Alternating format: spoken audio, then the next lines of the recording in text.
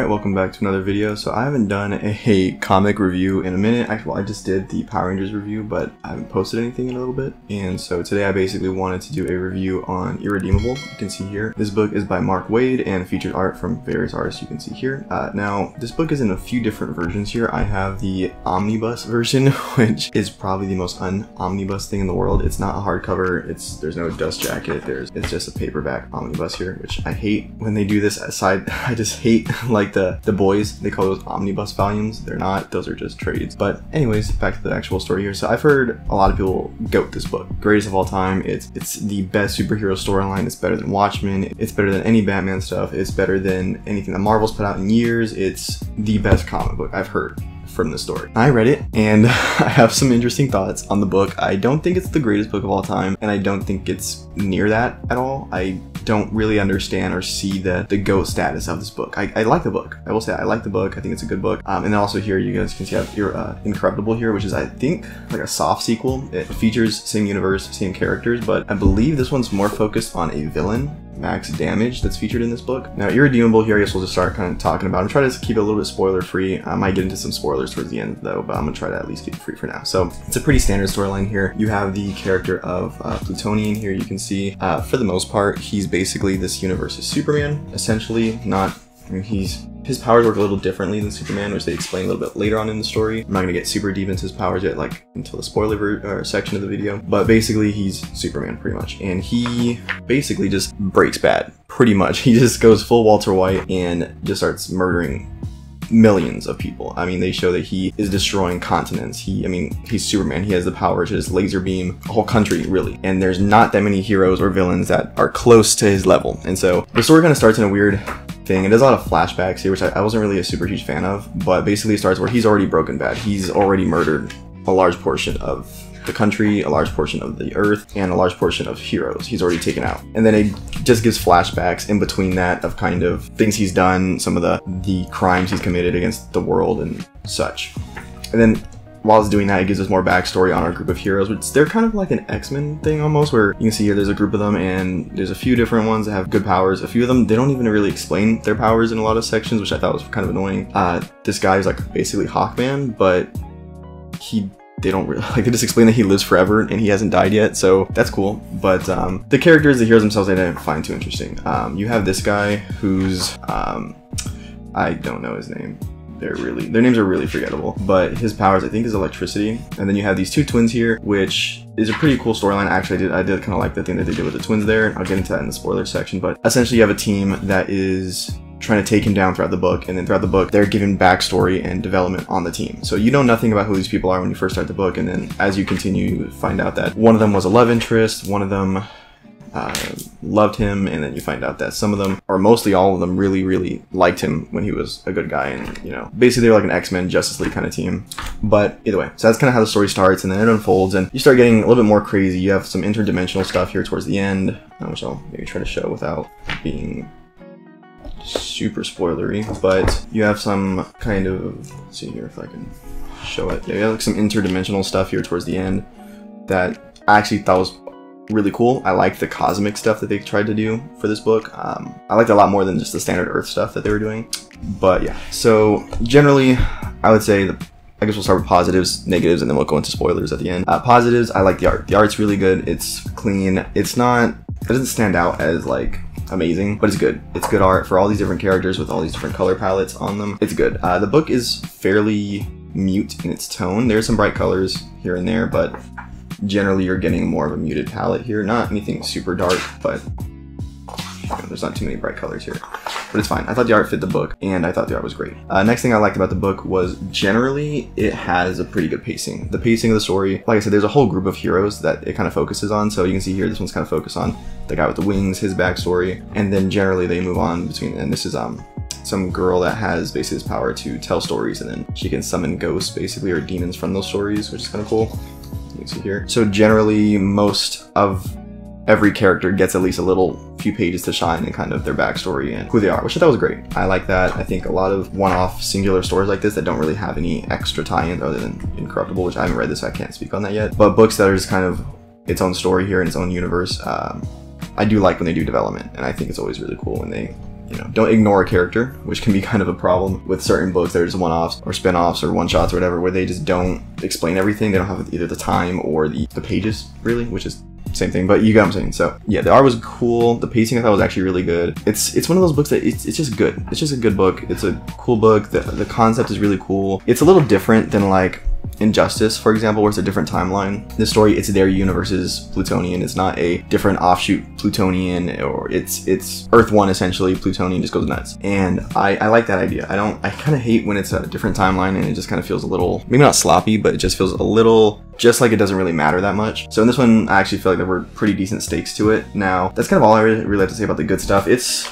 not a bad book. I'm not gonna sit here and try to trash the book because it's not a horrible book or a bad book. I don't know, you hear all these amazing things and I just don't think I saw it necessarily. I'll maybe go into more positive things in the spoilers because some of the stuff I want to talk about is kind of spoilery, so maybe I'll say that for a little bit later. But generally, good pacing, good art, good character development throughout it. But I did feel like the character development, even though I liked it and appreciated it, it detracted from some things I really wanted to see. So they'd be like mid-fight scene and it's like, oh, remember this one random character that looks just like this other character with different colored hair who you have no idea who her name is? This is her story. And it's like, that's cool, I like that, but you should really finish up with the fight scene that we're doing right now. That doesn't happen too often. Like I said, the pacing generally is good, but it happens a few times. So now let's get to the negatives. So first of all, I did find the book to be, while there was good pacing and good character development, it's pretty boring in some sections, not because the pacing is bad, but just because I don't care about a lot of these characters. Not to say like the writing is bad on the characters themselves, but there's nothing there. And most of these characters aren't. I guess I don't want to say the writing's bad because I don't want to trash the book, but I just didn't think the writing was good in some sections with certain characters. Mainly, pretty much anything that doesn't have to do with this guy who's like basically, his name is Quibbit, I think, and he can like destroy and manipulate technology into whatever he wants. Pretty much if it's not about him or Plutonian, it's boring.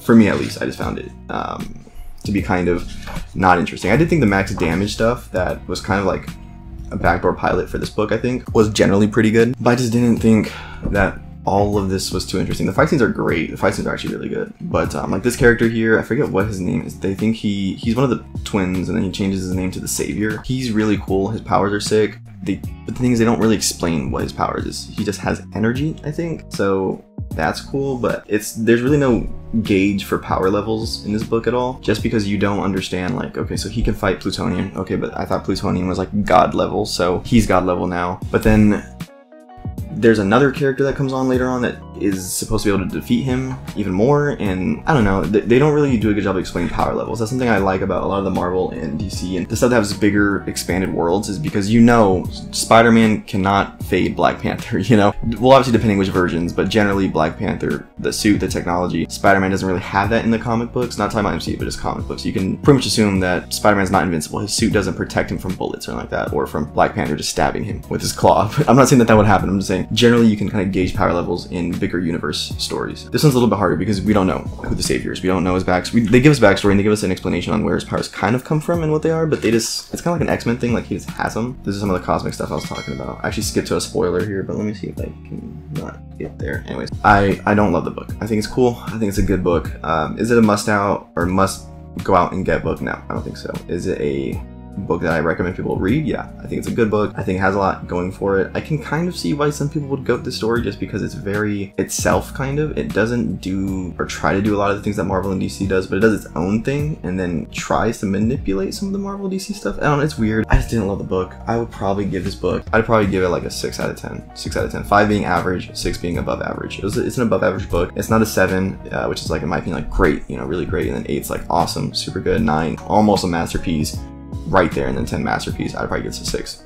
Above average, slightly above average book. I don't know. It's interesting. It's cool. So yeah, now let's, I guess, get into some of the spoilers here. So if you don't want to get spoiled for the book, I guess you can click off. You know my rating, you know I feel generally about the book, so there's that. But this is kind of the spoiler section. So first thing I hate about this book is that this panel here, they introduce a third brother. So as I said before, there's twins, basically. So I'll kind of explain this just because it's spoilers, but there are 2 twins in the story here, if I can find where they're at. So right here, so you can see there are 2 twins here. They have like this like bluish kind of suit, and they basically share energy. Then they explain later on that one of them, actually his powers is to like absorb energy, and then one is to give off energy. They kill off the one that absorbs energy, and they basically show that since he was absorbing the other guy's energy the whole time, that they had half the power that they essentially could have had because he was absorbing the other person's energy. So once the one that absorbs dies, the one that was giving off the energy the whole time gets super powerful, super OP, because he's not getting his energy absorbed anymore. And so after a certain point, the one that starts giving out the energy turns into